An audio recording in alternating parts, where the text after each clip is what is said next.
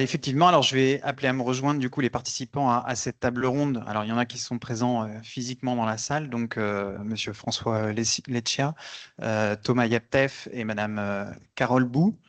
Voilà, et on a aussi des intervenants qui sont en visio, donc Romain Carros et Adrien Vassilevski. Je vais simplement profiter de ce petit temps, le temps que les intervenants s'installent, pour vous présenter le réseau Les Générateurs, parce que j'imagine qu'il est identifié par certains d'entre vous, mais pas par tout le monde. Donc c'est un réseau qui a été constitué en 2021 sous l'égide de l'ADEME et puis en région Occitanie avec la région Occitanie. Euh, Sa raison d'être à ce réseau-là, c'est de s'adresser aux collectivités territoriales pour les épauler dans le dialogue, dans la discussion avec les porteurs de projets. Ça a été dit tout à l'heure sur les filières ENR électriques, donc le photovoltaïque dans toutes ses dimensions, dont l'agrivoltaïsme, et l'éolien. Donc voilà, au quotidien, nous, on est sollicité par des collectivités qui sont en discussion avec des porteurs de projets. Et on a aussi tout un volant de notre activité qui tourne autour de la sensibilisation, de l'information sur les énergies renouvelables. Donc, cette table ronde y participe pleinement. Un dernier point, c'est un réseau de conseillers techniques locaux. Donc, on est implanté dans l'ensemble de la région Occitanie. Donc, moi, aujourd'hui, je suis dans la lumière, mais je ne suis pas le seul conseiller de ce réseau-là à être présent dans la salle. Il y a Nadia de la structure Éclair, donc, qui accompagne les projets à dominante citoyenne. Il y a aussi Marion Trébou, ma collègue de la REC, voilà, avec une casquette plus agronomie, et Mathilde Bourdi du syndicat d'énergie du Tarn, donc qui constitue un relais local du réseau. Alors, merci à vous de vous être prêtés au jeu de cette table ronde, parce qu'on sait que l'agrivoltaïsme, c'est un sujet qui est quand même assez complexe, donc on va essayer de démêler un petit peu toute cette complexité ensemble. On n'a qu'une heure d'intervention, donc on ne pourra pas évoquer tous les sujets de l'agrivoltaïsme. On va essayer d'en évoquer un maximum, donc n'hésitez pas, on aura un temps de questions-réponses d'une demi-heure à l'issue de la table ronde. Donc préparez vos questions, et puis voilà, si jamais vous n'en aviez pas, moi j'en ai plein. Donc, ça sonne à la fois comme une menace, mais aussi l'opportunité voilà, d'en savoir plus sur cette filière agrivoltaïsme. Et c'est finalement un peu comme ça que c'est perçu par les collectivités qui nous sollicitent, à la fois une menace, mais une opportunité. Voilà, on a vu tout à l'heure que la filière agricole, elle avait besoin d'être soutenue. Est-ce que l'agrivoltaïsme peut être une des solutions, la solution miracle? On va essayer de voir ça un petit peu ensemble. Ou est-ce qu'au contraire, c'est quelque chose qu'il faut craindre par rapport au paysage et à l'aménagement du territoire? Donc voilà, c'est ce qui va nous occuper aujourd'hui. Alors, Madame Carole Bou, je vous présente rapidement. Donc, vous êtes chef du service territoire à la Chambre d'agriculture du Tarn. Voilà, donc vous accompagnez vous aussi les collectivités au quotidien, collectivités, entreprises, par de l'étude, voilà. Monsieur François Leccia, directeur adjoint de la DDT du Tarn. Donc vous, voilà, vous êtes passé par la DDT M de la Haute-Corse, des Bouches-du-Rhône. Vous êtes dans le Tarn depuis 3 ans maintenant et vous êtes directeur adjoint, ce qui vous donne l'insigne honneur de présider les CDPNAF, comme on dit, voilà, en l'absence du préfet. Et Thomas Yaptef, donc vous êtes conseiller indépendant, fondateur de Demera Conseil. Donc, il y a quelques années, vous travaillez pour un développeur privé sur ce segment de l'agrivoltaïsme et aujourd'hui, vous avez fondé votre structure pour apporter du conseil aux collectivités.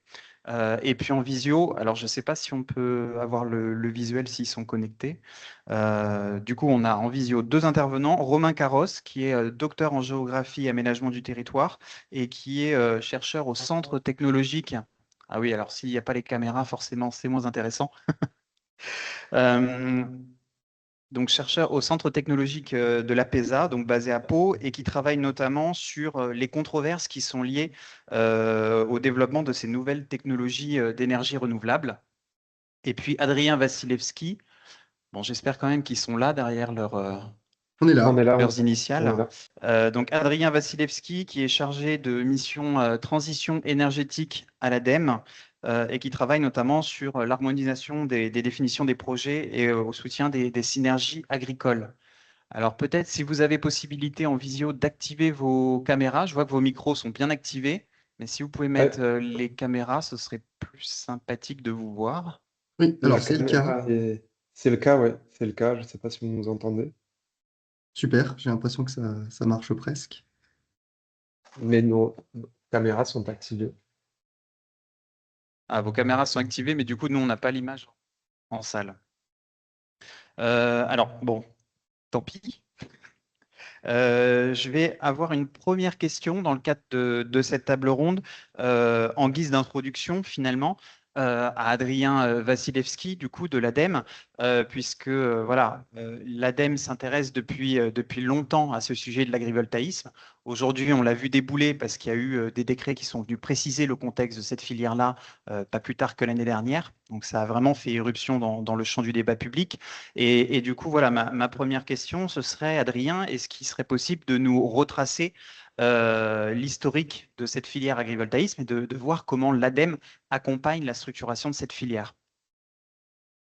Merci beaucoup Jean-Baptiste pour cette introduction. Alors du coup, voilà, je vais me permettre de pouvoir représenter un petit peu les travaux qu'on a pu mettre en Alors, œuvre Adrien, es-tu au là? sein de l'agence. Oui, je suis bien là. Je ne sais pas si vous m'entendez. Ah, est-ce que vous m'entendez?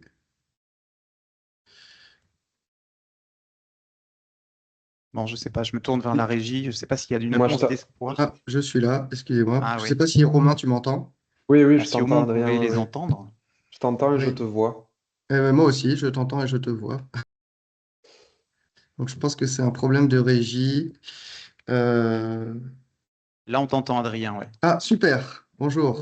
Donc, si vous m'entendez bien, c'est parfait. Donc, du coup, je ne sais pas si vous partagez le support.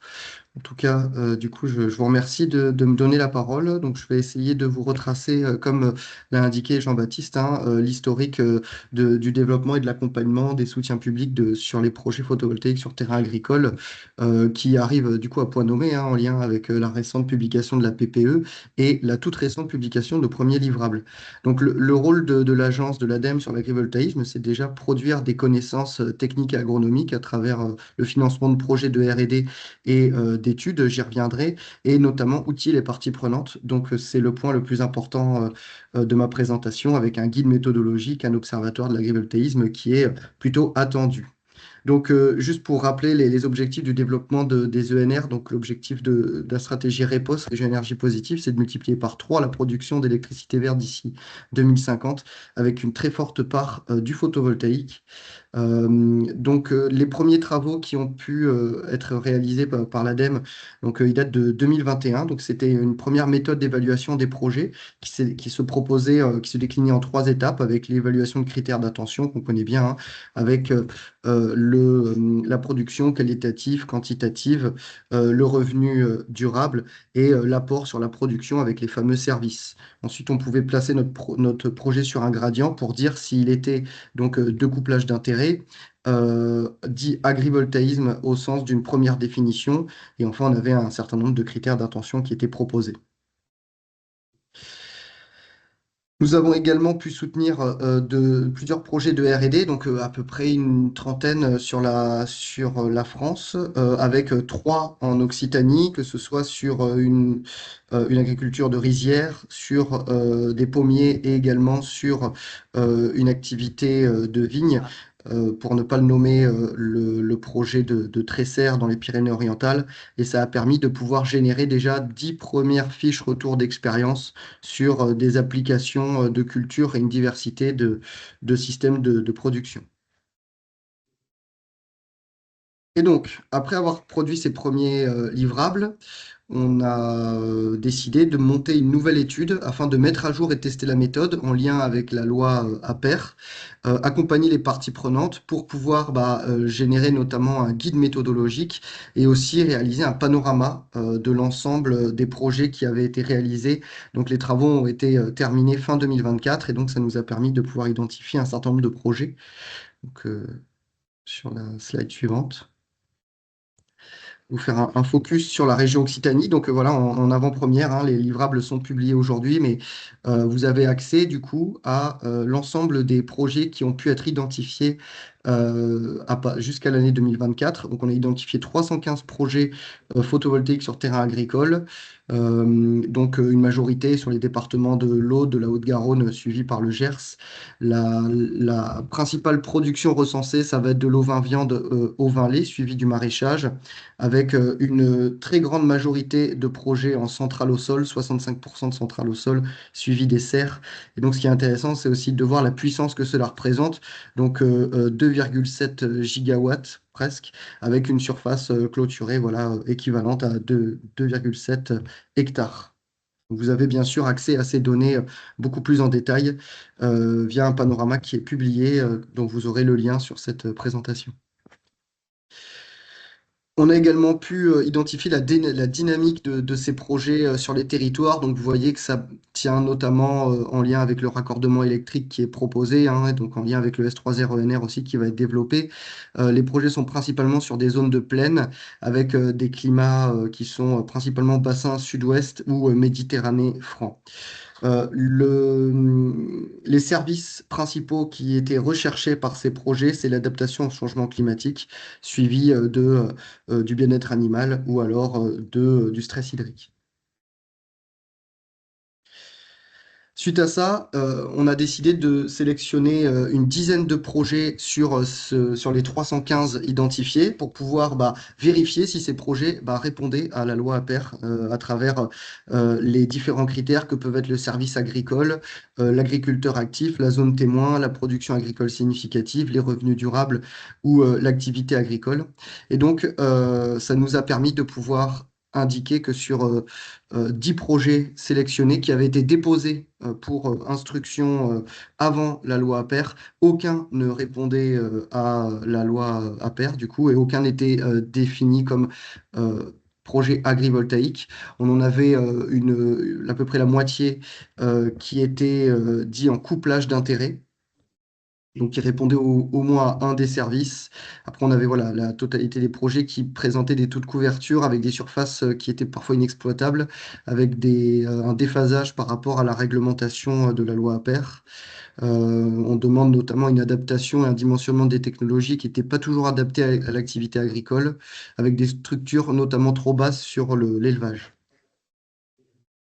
Donc, du coup, ça nous a permis de pouvoir recueillir un premier niveau de retour d'expérience sur ces projets. Et donc, les prochaines étapes, si je reprends du coup la frise qui vous est présentée, donc c'était une première étude en 2021, suivie de la publication de la loi APER et ses décrets, qui nous a permis de lancer une deuxième étude pour pouvoir adapter cette première méthode à la législation, à la loi APER, ce qui a du coup donné un livrable que vous avez sur le panorama des projets et le recensement. Nous sommes en train d'élaborer un guide méthodologique pour pouvoir évaluer les projets à destination, notamment DCDPNAF, mais aussi un canevas de documents à destination des développeurs pour pouvoir présenter ces projets.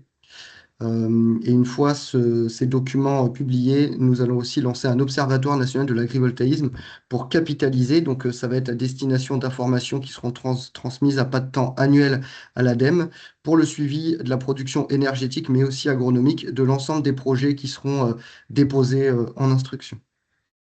Je vous remercie de votre attention. Merci beaucoup, Adrien. Alors voilà, moi, ce que j'en retiens, c'est qu'il y avait sur cette question de l'agrivoltaïsme vraiment un avant-après loi d'accélération pour les énergies renouvelables avec un cadre qui s'est affiné dernièrement et que du coup, voilà, côté ADEME, vous travaillez notamment à, à faire remonter des retours d'expérience sur les différents types de cultures, les méthodes culturelles, les terroirs, et du coup essayer de voir un petit peu sur quelle typologie de territoire on peut avoir des projets qui ont du sens. Alors, je me tourne vers Thomas.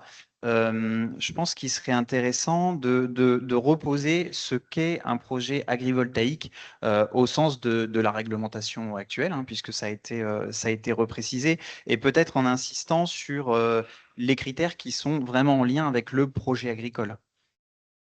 Oui, du coup, effectivement, là, on va parler plutôt des projets post-loi APER. Donc, ils ne sont pas des projets que vous voyez construits sur vos territoires encore, hein, parce que la loi APER, elle est arrivée assez récemment, comme l'a dit Adrien. Mais du coup, en fait, cette loi-là, elle est venue d'un pas mal d'historique et elle vient cadrer les choses. Donc, en évaluant 4 principaux critères qui sont nécessaires en fait pour envisager de considérer une installation comme agrivoltaïque. Ces 4 critères vont être en fait l'amélioration du potentiel agronomique sur une parcelle, la protection contre les aléas, les adaptations au changement climatique et l'amélioration du bien-être animal. Et en fait, donc, l'évaluation des projets, en fait, elle va se faire du coup par cette définition-là, qui est bien plus large que ça, hein, je me suis permis de la raccourcir, mais en fait, elle va se faire à la fois à la parcelle, pour regarder en fait concrètement sur la parcelle si l'installation, elle va avoir un impact positif ou négatif ou neutre sur un potentiel agronomique, sur une protection aux aléas et aussi sur les aspects bien-être animaux. Et après, ça va aussi être un sujet à la réflexion à l'exploitation, parce qu'en fait, on parle aussi dans ces définitions légales de revenus durables et de maintien d'une agriculture prioritaire. Et en fait, il y a des métriques qui ont été données dans le cadre des décrets applicatifs. Derrière la loi APER, il y a eu des décrets qui visent à donner des chiffres comme pas plus de 40% de taux de couverture. Donc ce 40%, il vient d'études en fait qui montrent que s'il y en a trop de taux de couverture, on réduit trop la luminosité dans la parcelle et mécaniquement en fait la plante ayant besoin de la lumière, on rentre en compétition avec elle. Donc il y a ces éléments-là, il y a des éléments sur le maintien de la production à hauteur de 90% d'une production de référence. Donc ça incite encore à avoir une zone témoin, à avoir un suivi.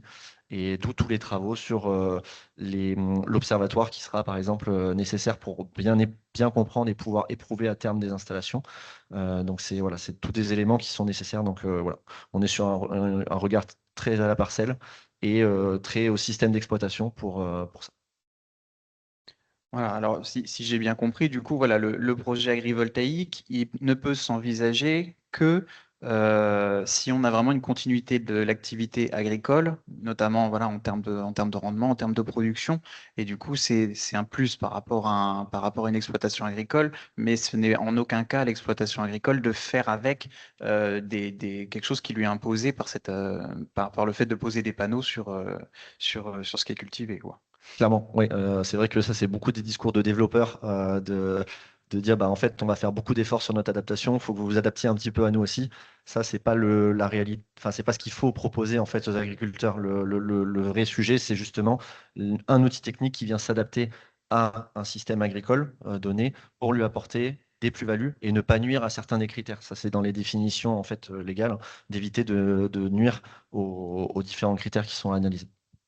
Et alors, on l'a vu tout à l'heure, alors avec l'intervention d'Adrien de l'ADEME, finalement, on a assez peu de recul aujourd'hui sur les différentes technologies, sur la typologie des cultures, d'élevage pour lesquelles ça peut avoir du sens. Moi, ça m'intéresserait justement de savoir si on a aujourd'hui un état des connaissances qui permettent de se faire une opinion sur ces projets-là, sur les segments de l'activité agricole sur lesquels l'agrivoltaïsme peut être porteur de sens. Est-ce que vous pouvez nous éclairer là-dessus? Oui, bien sûr. Autant que possible avec les connaissances qu'on a à date, bien sûr, mais il y a des travaux en fait qui ont eu lieu. Il y a des structures qui se regroupent pour travailler sur des retours d'expérience sur l'agrivoltaïsme, notamment l'ADEME qui a fait des travaux sur ces sujets-là. Mais du coup, en fait, moi, ce que je vous propose là, je ne sais pas si on voit, non, mais bon, on peut en parler comme ça. C'est juste de faire un petit tour d'horizon de ce Ouais, qui. si on peut partager l'écran du coup en grand, Super. parfait. C'est juste de faire un petit tour d'horizon très rapide pour répondre à votre question. Donc en fait, j'ai fait un tour très peu exhaustif des technologies existantes. C'est juste pour illustrer le fait que quand on parle d'agrivoltaïsme, il y a plein de technos derrière, il y a plein de possibilités. Ça peut être des panneaux verticaux, ça peut être des panneaux sur rail, ça peut être des panneaux sur tracker, ça peut être du fixe, du semi-transparent, du tracker monoaxe. Dans le photovoltaïque, des centrales qui ont été visées sur terre agricole, qui ont été nommées avant, on visait beaucoup des centrales qui étaient des centrales fixes, basses, plutôt adaptées à de la coactivité plus qu'à de l'agrivoltaïsme. Et c'est vrai que c'est le modèle majoritaire qui est encore tenté d'être proposé par pas mal de développeurs. Donc ça, sur les demandes, il y en a encore beaucoup des projets qui sont demandés comme ça. Pour autant, on pourra le voir plus tard, mais les retours d'expérience ne sont pas forcément tout le temps en faveur d'une amélioration de production ou une compatibilité loi APER quand on est sur des projets fixes. Donc c'est pour ça qu'il y a plein de technos qui existent et qui continuent d'exister, des pilotes qui sortent. Il y en a beaucoup sur différents sujets, différentes interactions. Et donc, en fait, il y a un pôle national de recherche de l'INRAE qui est basé à Lusignan, qui regroupe différentes personnes qui travaillent sur ces sujets-là. Ils ont fait une illustration qui est assez intéressante, qui permet de montrer. Alors, cette illustration date de 2024, donc de fin 2024. Donc, il y a des nouveaux sites qui sont en place depuis, mais on observe en fait tout un tas de sites dits pilotes avec des suivis, en fait, avec des protocoles de suivi et des suivis. On n'a pas des retours d'expérience encore sur tous les sites, parce qu'un site qui sort après, on parle d'agronomie, donc il faut quand même plusieurs années pour comprendre le système, mais des retours, on commence à en avoir. Et du coup, en fait, à chaque fois, ce qui ressort pour n'importe quelle analyse, c'est que quand on va regarder l'agrivoltaïsme, il ne faut pas regarder uniquement l'impact sur la production. C'est-à-dire que si je regarde que l'impact à la production, je ne pense pas au sujet sur justement la saisonnalité. Par exemple, tout à l'heure, la personne de la Chambre d'agriculture parlait d'un décalage dans la saison de la pousse de l'herbe. En fait, ça crée des besoins en stock chez les exploitations. Avoir en fait un apport de fraîcheur par une installation agrivoltaïque qui permet de décaler potentiellement en fait, les besoins de consommer avec du stock, en fait, c'est quelque chose qui peut être intéressant pour une exploitation.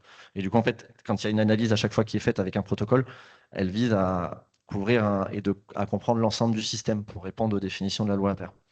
En fait, là, je me suis juste basé sur un seul point pour illustrer un peu ces propos-là, parce que des dispositifs, il y en a des tonnes. C'est des travaux qui ont été faits, je m'excuse de ne pas les avoir cités, ça a été fait par l'UREP de l'INRAE, donc qui a un institut sur la prairie, et notamment en fait présenté dans les journées de la FPF sur des impacts de différents types d'installations sur de la pousse de prairie. Parce que des cas de prairie, c'est quelque chose de très commun dans l'agrivoltaïsme. Et en fait, ce qu'on observe, c'est que sur des installations fixes, on va avoir quand même une différence. Je ne sais pas si j'ai un pointeur. Non, bon, c'est pas. Euh, hop.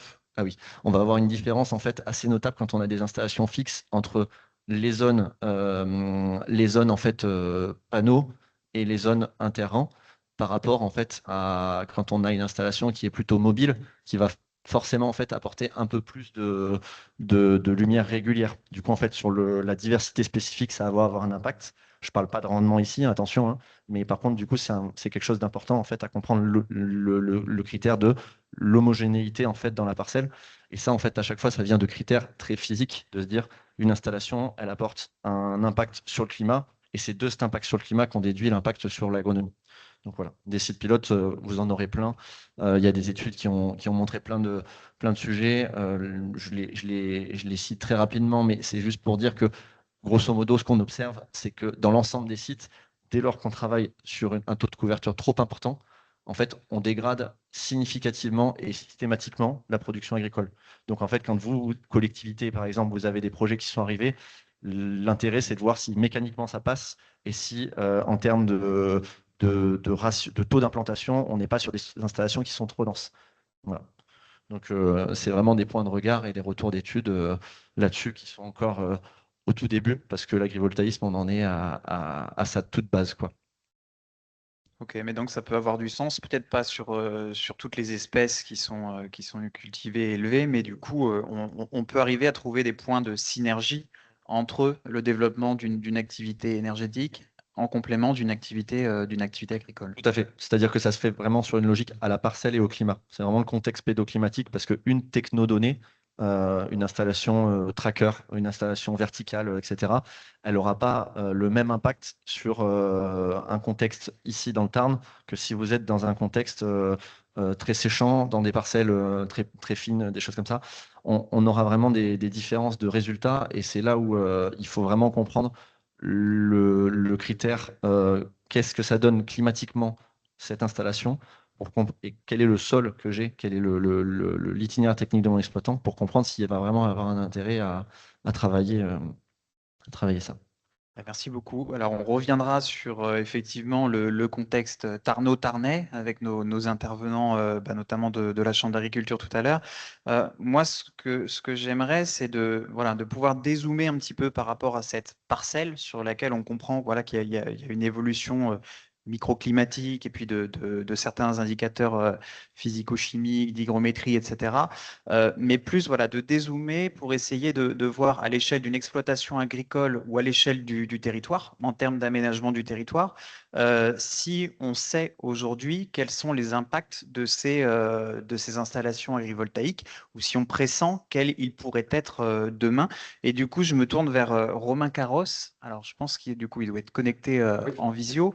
Mais justement, voilà, pour lui poser la question de l'impact de l'agrivoltaïsme à cette échelle un peu dézoomée de l'exploitation ou du territoire, de l'intercommunalité, par exemple, parce qu'on entend beaucoup parler voilà, de renchérissement du prix du foncier, d'une difficulté accrue dans la transmission des exploitations du fait que les installations soient implantées et de façon assez durable sur le territoire, puisqu'une exploitation agrivoltaïque, c'est exploité pendant au moins 15, 20, 25 ans. Donc ça pose la question de la pérennité de l'activité agricole. Et du coup, voilà, je vais laisser la parole à Romain pour nous éclairer là-dessus. Oui, merci Jean-Baptiste. Est-ce que vous m'entendez bien? Vous Ça a l'air m'entendez? Oui. d'aller Ok, super. très bien. Merci. Merci pour l'organisation en hybride et pour l'organisation de cette journée. Oui, effectivement, donc si on prend un peu de recul, après, ça a été bien dit par Adrien et Thomas avant, c'est qu'il y a un enjeu aujourd'hui de retour d'expérience et de données sur les questions de l'impact de l'agrivoltaïsme agricole. En tout cas, ce que l'on peut voir, c'est la façon dont c'est approprié et gouverné par les territoires. Je pilote un projet de recherche sur ça en Nouvelle-Aquitaine. Et en fait, les points d'attention des services de l'État, des collectivités, des chambres d'agriculture sur l'encadrement de l'agrivoltaïsme nous disent beaucoup sur les impacts qu'ils veulent anticiper ou qu'il reste à anticiper. Par exemple, on va avoir, pour parler un petit peu du contexte de Nouvelle-Aquitaine, on va avoir des chartes d'encadrement qui sont conduites par les EPCI, les chambres ou même les administrations de l'État, ça dépend du territoire, qui vont s'intéresser sur la question de la surface qui est concernée par le projet agrivoltaïque. Mais également sur le type de terre agricole. Est-ce que c'est des terres qui sont irriguées ou pas, sur le type d'exploitant agricole, et également sur, par exemple, la fameuse répartition de la valeur. Peut-être qu'on pourra en parler plus amplement après. Donc, en fait, c'est des critères qui commencent à être définis par un ensemble d'acteurs de territoire et qui dépendent en fait en fonction des territoires, si c'est plus piloté par la Chambre ou par les services de l'État, etc. Et qui commencent à être définis pour justement limiter ou encadrer les impacts de l'agrivoltaïsme dans son développement.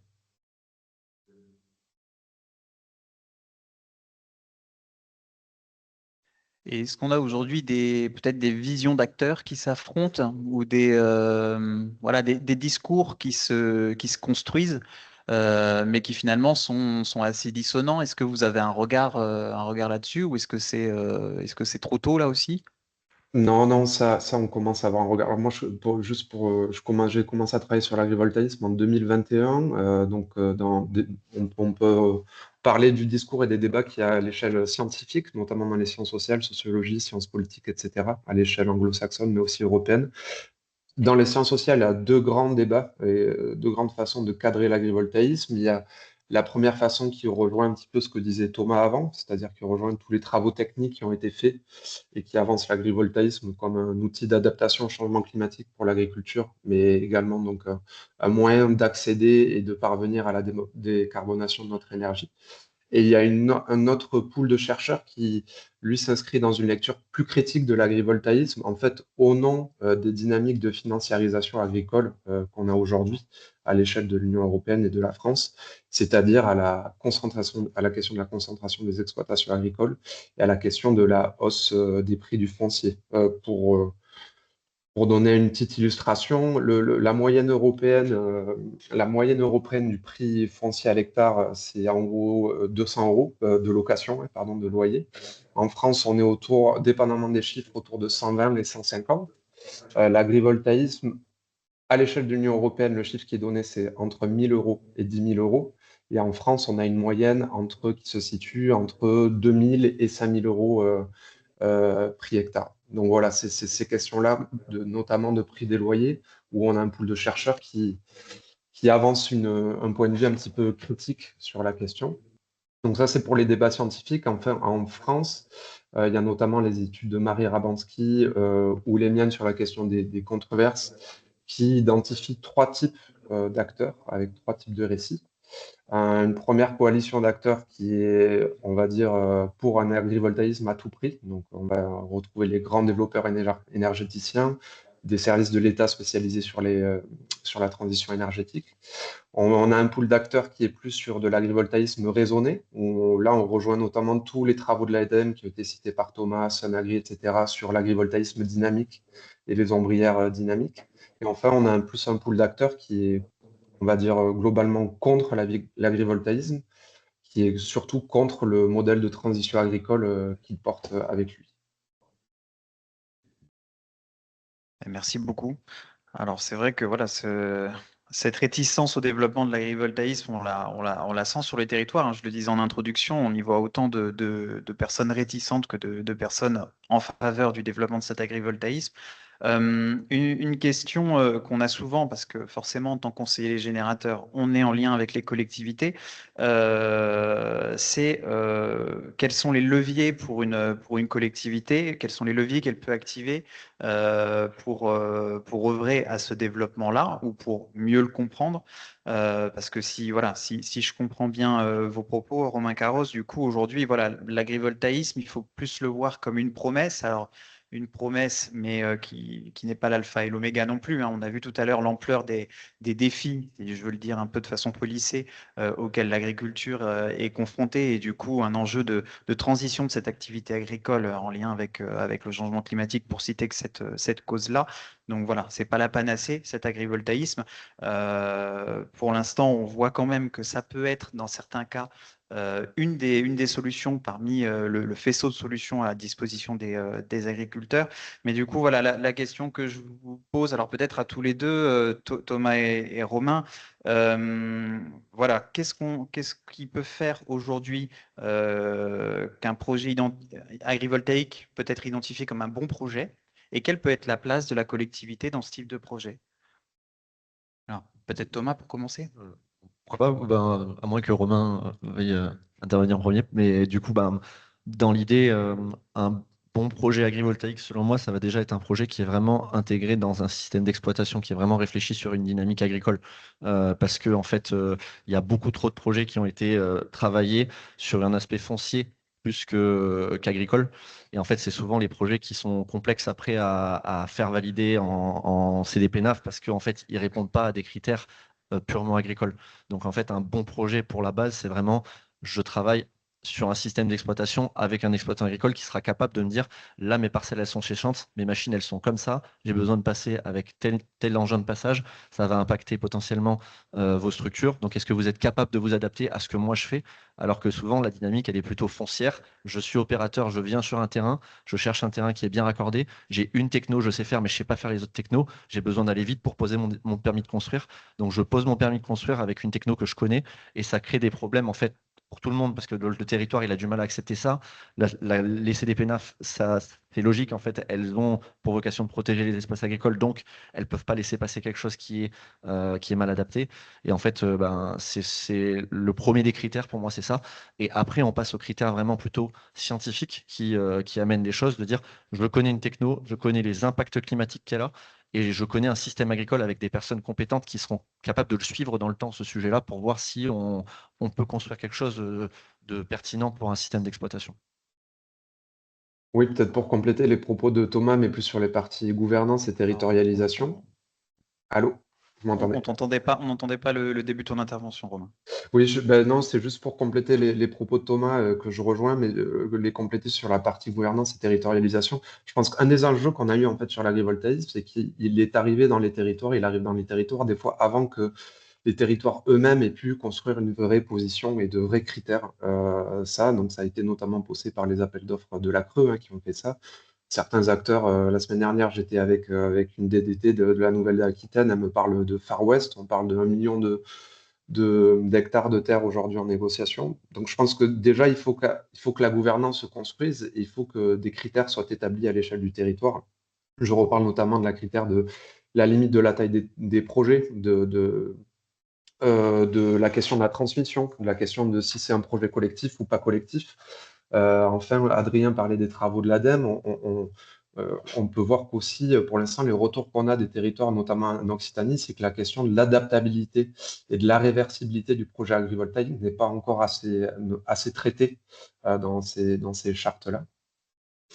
Ça, et puis aussi, c'est le point de la répartition de la valeur. C'est que, donc je reparle de mon contexte de Nouvelle-Aquitaine. Aujourd'hui, on a de plus en plus de GUFA ou de FIDA qui sont montés pour justement discuter de la répartition de la valeur sur le territoire et de comment les projets agrivoltaïques peuvent favoriser une transition agricole décidée et planifiée par les collectivités, les administrations territoriales. Merci beaucoup.